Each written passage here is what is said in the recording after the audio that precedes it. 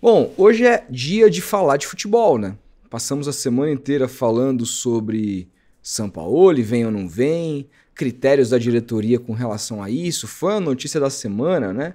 Uma semana mais tranquila, depois de uma vitória do Santos contra o Juventude, uma vitória que não jogou lá essas coisas, mas que foi importante.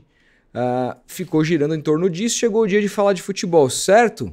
Certo e errado, porque não tem como só falar de futebol depois do vídeo que o De Olho no Peixe soltou aqui, que mostrou quem estava junto com a delegação do Santos na chegada a Belo Horizonte, um ex-presidente do clube bastante conhecido aqui do torcedor.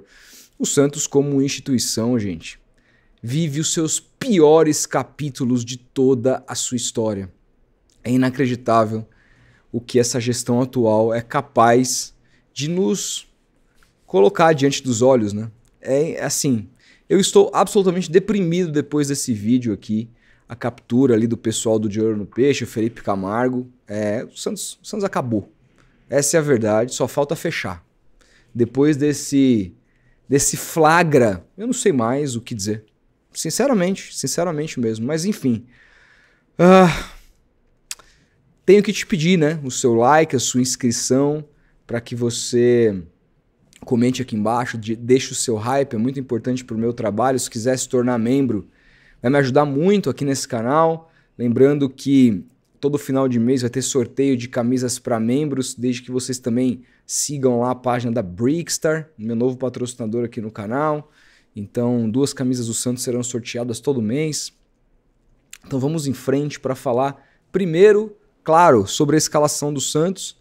A primeira pessoa que deu a escalação, que depois foi sendo confirmada por outros setoristas. Vamos ver se vai se manter. Claro, a gente acaba ficando sabendo 1 hora antes do jogo com a escalação colocada como oficial pela assessoria de imprensa do Santos, mas a escalação, o vazamento aconteceu dessa vez por Wagner Frederico, que apontou 2 importantes mudanças no time que enfrentou o Juventude para enfrentar o Cruzeiro.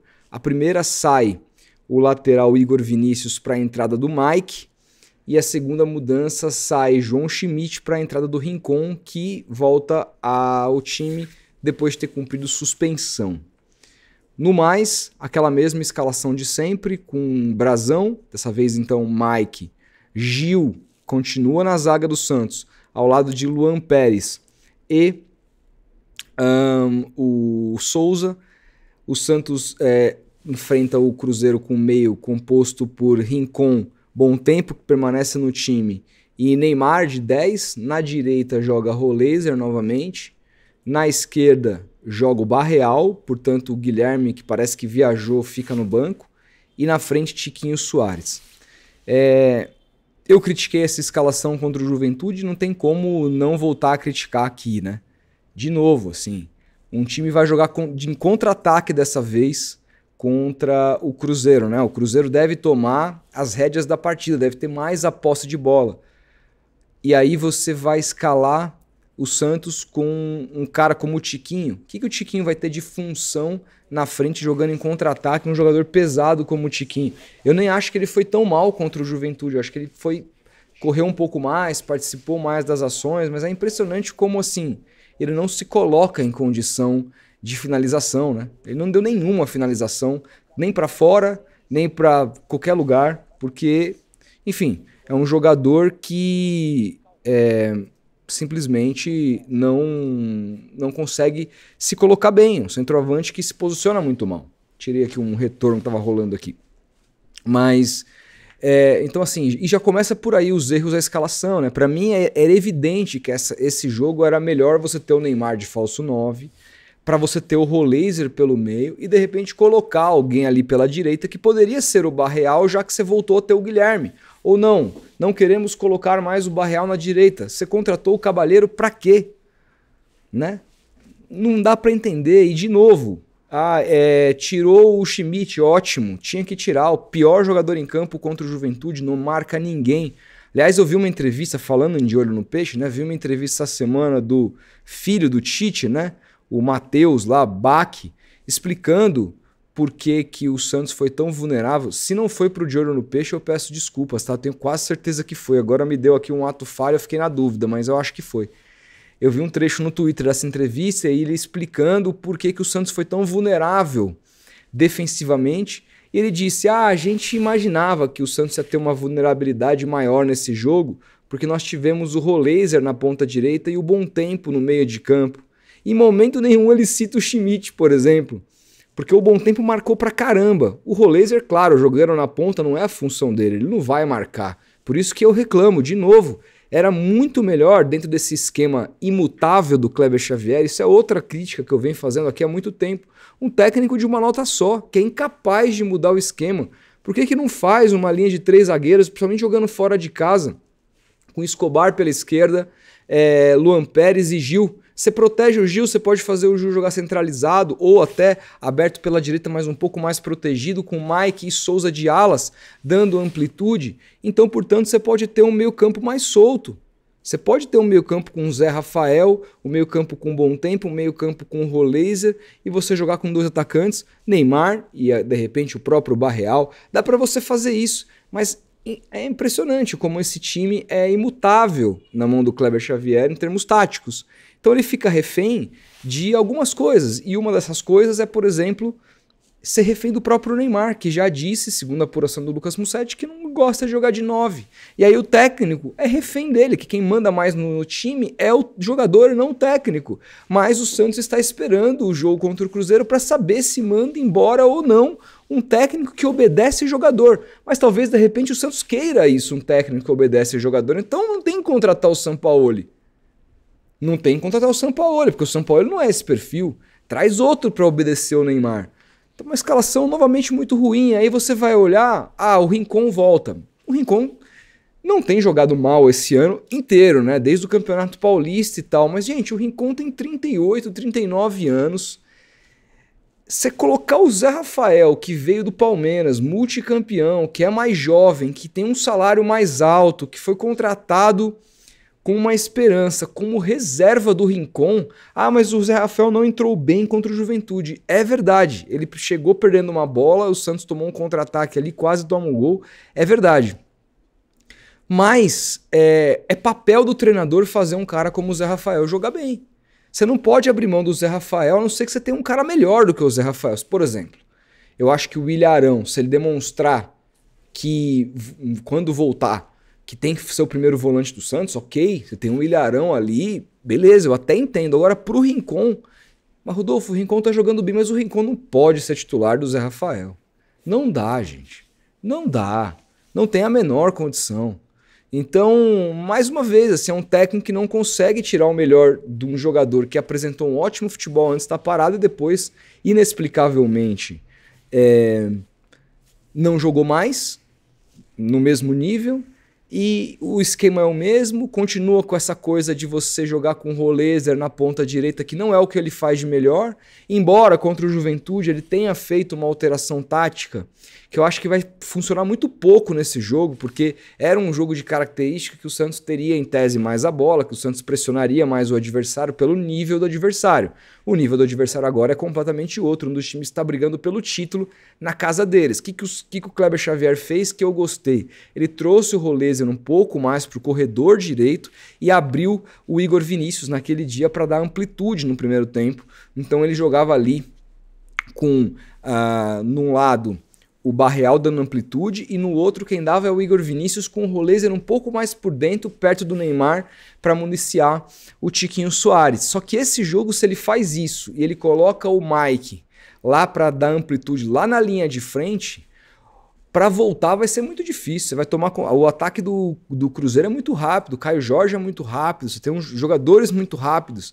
Então os caras vão jogar nas costas do Mike o tempo todo. Se você não, como você não tem 3 zagueiros para proteger, vai ser muito complicado.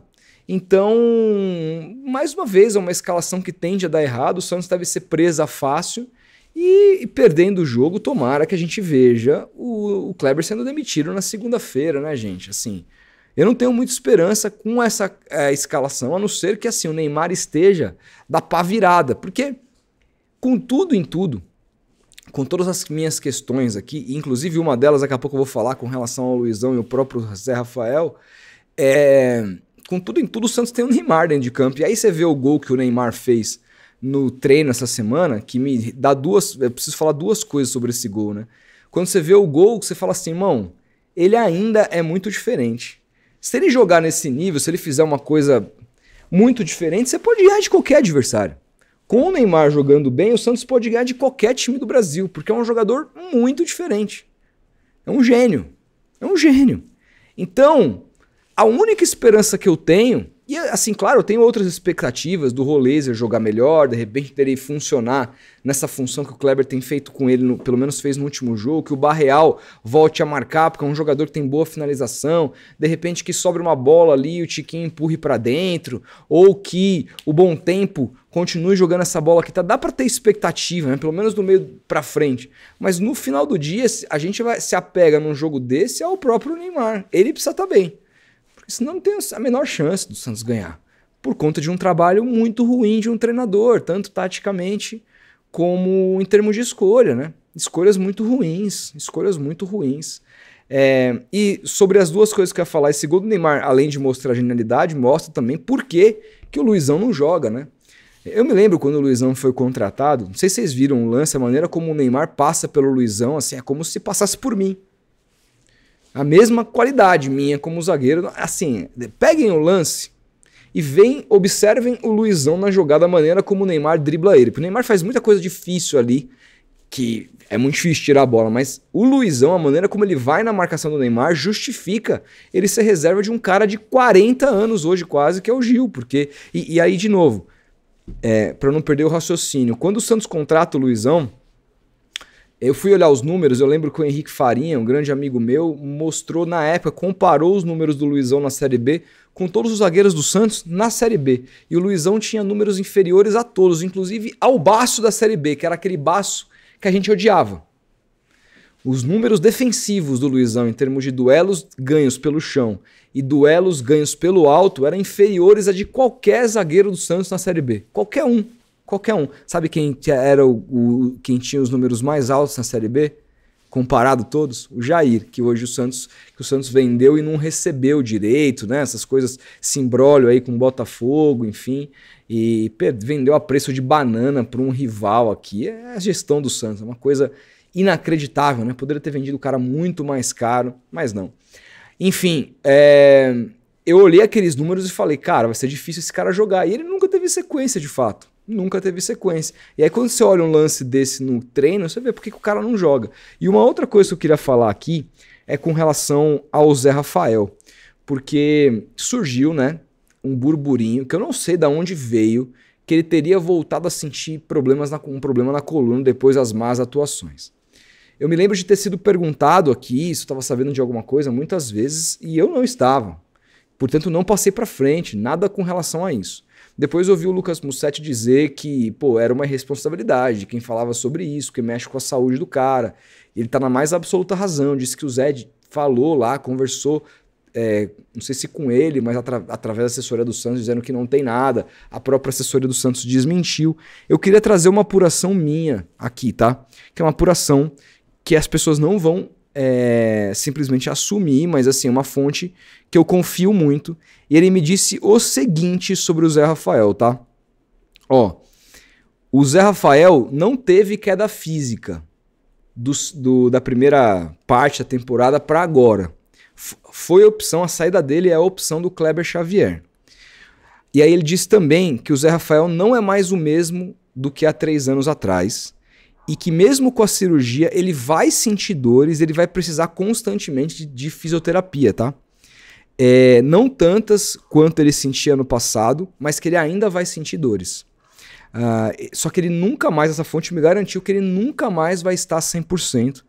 E ele disse também aqui pra mim que é um impeditivo, que não é um impeditivo, desculpa, para ele jogar futebol hoje, mas talvez seja daqui a 2 a 3 anos e que o Santos sabe disso. E ele, por fim, me disse que o Palmeiras sabia de tudo isso e não estava mais afim nesse contexto de manter o Zé com essas perspectivas e que preferia apostar em jogadores mais jovens e com potencial de revenda, e por isso que o Zé saiu tão barato para o Santos. Essa é a informação que eu tive de uma fonte bastante confiável no clube. Mas se o Zé tem condições mínimas, ele não pode, na minha opinião, ser reserva do Rincon. Por quê? Porque a gente já viu o Zé jogar bem no primeiro semestre do campeonato. No primeiro semestre. Ali antes da parada do Mundial. Ele tava jogando muito. O jogo que ele faz contra o Fortaleza é um masterclass. O jogo que ele faz contra o Botafogo, aquela derrota, é uma coisa... Ele foi o melhor em campo. Uma coisa inacreditável. Não tem mais... E aquilo já foi depois da cirurgia. Não tem mais como ele jogar naquele nível. Se ele jogar naquele nível, é ele mais 10, irmão. E aí, não, temos o Rincon, que é um bom jogador, mas é um jogador burocrático. Um jogador que a gente sabe o nível dele, que não vai entregar mais do que aquilo. E aí o técnico não enxerga o Zé como 5, sendo que o Zé foi 5. E um 5... Talvez tenha sido a única posição que ele foi cotado para a seleção brasileira depois da saída do Danilo, né? Quando ele assume a função de camisa 5 do Palmeiras, e ali ele jogou demais. Mas pro Kleber, o Kleber não enxerga futebol desse jeito. Esperemos que o Kleber saia logo, né? Para que outro, seja lá quem for, enxergue futebol de um outro jeito, que eu tô cansado. Tô absolutamente cansado. Mas sabe do que eu tô mais cansado? Dessa política do Santos, essa política nojenta do Santos, dessas pessoas que estão lá, essa gestão patética, que pagam ar de profissional, mas aí a gente vai olhar e olha o que está acontecendo no Santos Futebol Clube, né? Olha quem estava com a delegação aqui, saindo do ônibus. Simplesmente ele, o ex-presidente do clube, Orlando Rolo. Vou até colocar o áudio aqui para vocês, para a gente ouvir junto aqui. Quer ver? Cadê? Deixa eu ver se tá tudo certo. Não, pera aí, deixa eu só configurar o áudio. Não sei se eu vou conseguir colocar o áudio aqui, eu devia ter configurado isso antes, mas de qualquer jeito... eu acho que eu vou sim. Aqui, ó. Agora sim, vamos lá. O ex-presidente Orlando Rolo chega junto com a delegação do Santos aqui em Belo Horizonte. Tá vindo junto com a delegação do Santos, o ex-presidente Orlando Rolo. Irmão, se Orlando Rolo tá com a delegação, tá junto com essa diretoria, tá junto... Ele que já tinha sido visto em reuniões e o caramba 4. Se Orlando Rolo tá com essa gente, isso só ratifica tudo que eu tenho falado a respeito dessa gestão aqui, desde que esse canal existe, muito antes, inclusive, dele existir, porque o canal é recente, né? Então, se Orlando Rolo tá fazendo parte disso, a gente sabe muito bem, né? Quem é Orlando Rolo, como foi ali o que ele tentou, como é que foi o que ele fez ali enquanto era vice-presidente do Pérez, né? E depois como foi a gestão dele de 3 meses, né? Com várias situações polêmicas, enquanto o Pérez saiu empichado. Uma coisa, tanto que é um cara que assim, já chegou a concorrer a eleições, hoje não tem nenhuma força política, tá absolutamente queimado com o torcedor, um cara que já teve o seu caso arquivado e tal, mas já chegou a ser preso, então, né, na época acusado de um crime bastante grave, enfim, essas figuras políticas do Santos que a gente acha que já foram expurgadas, simplesmente estando lá dentro com a delegação. Daqui a pouco a gente vai começar a ver Rueda. Daqui a pouco, imagina, Rueda saindo de bengalinha dele com a delegação do clube. Daqui a pouco a gente vai começar a ver... Quem mais? O Odílio, né? Daqui a pouco a gente vai ver mais quem? A gente vai ver mais quem? É inacreditável, gente. O Santos Futebol Clube precisa urgentemente mudar a sua forma de existir, né? O presidente deu uma entrevista para o Rodrigo Capello, que saiu ontem, falando sobre SAF, etc e tal. Eu espero, ele se colocou aberto e que tem uma comissão de estatutária aí modificando enfim, artigos do estatuto para que deixe o Santos juridicamente mais tranquilo para fazer essa movimentação de se tornar uma SAF e, em se tornando, ouvir as propostas do mercado de eventuais investidores que queiram adquirir percentual do clube. Primeiro a gente precisa, ele falou que vai apresentar no Conselho Deliberativo essa mudança estatutária. A gente tem que ter muito cuidado porque, já falei aqui, os caras podem utilizar de um subterfúgio, sabendo que o torcedor do Santos quer muito a SAF para poder passar boiada, passar outras coisas pode ser muito ruins para o futuro do clube, né? A gente tem que prestar bastante atenção. E eu já me comprometi aqui, me comprometo de novo a ler todas as mudanças e me debruçar sobre elas, falar com advogados, trazer advogados aqui no canal, fazer o diabo para entender todas as mudanças propostas por essa comissão estatutária que hoje está dentro do Santos, para a gente entender, porque isso vai passar primeiro pelo Conselho Deliberativo e sendo aprovado, que vai ser, porque o Conselho todo está na mão de Marcelo Teixeira, vai passar por uma Assembleia de Sócios. E aí o associado precisa estar a par daquilo que ele está votando. Porque não existe, não é para vocês entenderem, tá? Não é tipo assim, aprovamos isso, mas isso não existe, tá? Ou você aprova tudo ou você não aprova nada. Ou você aprova tudo ou você não aprova. Você aprova a mudança do estatuto do jeito que tá? Sim, não. É assim que funciona. Então a gente tem que tomar muito cuidado para poder, e eu, de novo, me coloco aqui à disposição para poder elucidar o associado do Santos, que hoje são muitos, né? Inclusive muita gente se tornou aí sócia depois do Neymar. Eu acho que esse ainda não vai poder votar, porque hoje, diante do estatuto, você precisa de um certo tempo enquanto sócio para poder poder estar apto a votações no clube. Então, mas ainda assim é muita gente. Eu espero aqui ser uma voz que mostre, olha, os caras estão tentando fazer isso de positivo e isso de não positivo. Vale a pena? E vou dar minha opinião.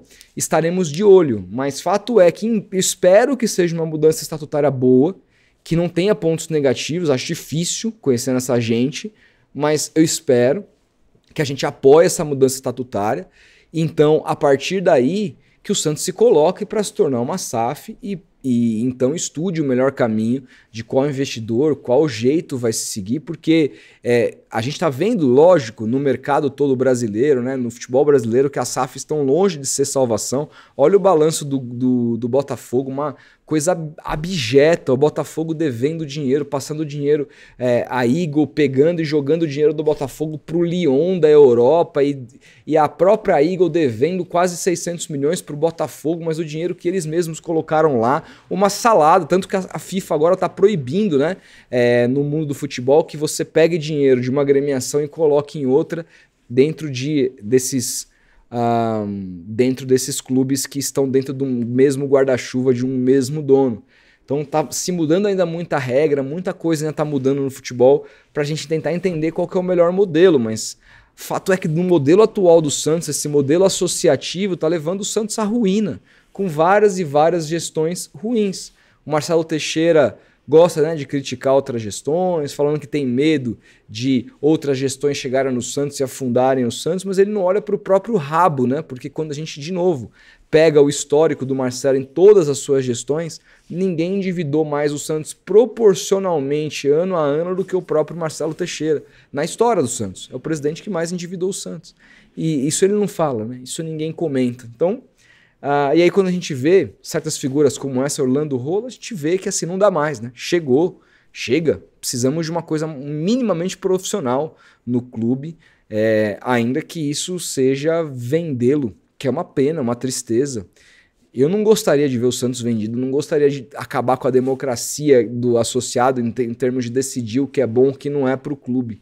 Mas, gente, quando a gente olha uma notícia como essa e vê Orlando Rolo ali dentro do clube, a gente fala, não dá mais. Esse modelo já era, precisamos de um novo, porque senão vai ser a deteriorização cada vez maior do Santos Futebol Clube. Enfim, vamos esperar esse jogo contra o Cruzeiro, o que vai sair disso. Com essa escalação, acho muito provável que o Santos não vença, a não ser que o Neymar acabe com o jogo, né? E vamos ver como é que o time vai se portar. Eu estarei aqui assim que a bola parar de rolar, ao vivo, na live pós-jogo. O jogo é às 6h30, então por volta das 8h40 a live deve começar. Já então ativa o sininho para você ser notificado assim que eu entrar ao vivo. E para você então não perder nada. Fechado? Amanhã a gente comenta sobre isso, sobre as possíveis consequências de uma vitória que poderia manter o Kleber Xavier. Meu Deus do céu. Como é que a gente comemora uma vitória nesse sentido, né? Vai ser difícil comemorar uma vitória que seria, para mim, a maior vitória do Santos no campeonato. A gente comemora como? Sabendo que o estagiário vai ficar lá. Ou uma derrota e torcer, uma derrota ou um empate, e torcer para que essa troca seja feita o mais rapidamente possível. e que se pudesse ser o Sampaoli, melhor ainda. Comenta aí o que você pensa, a gente vai se falando. Um grande abraço e até amanhã.